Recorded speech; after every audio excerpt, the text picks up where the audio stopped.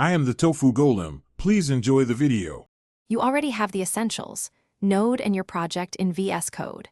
Open the exact JS file you want to inspect and set a breakpoint on the line that matters. Once done, choose the appropriate debug environment, Node for backend or Chrome/Edge for frontend, and use the Run and Debug pane. Make sure you launch.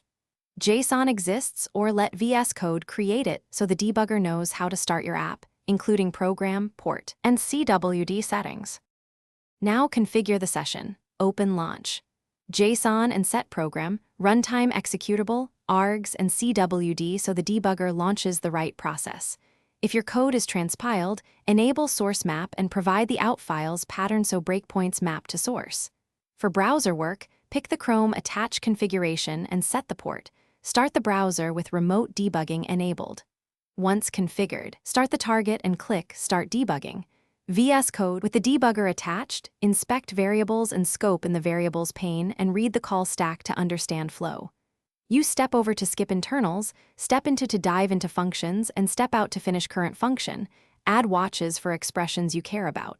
When done, stop the session.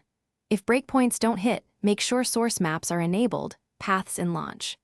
JSON match generated files, and the running process matches the launched configuration.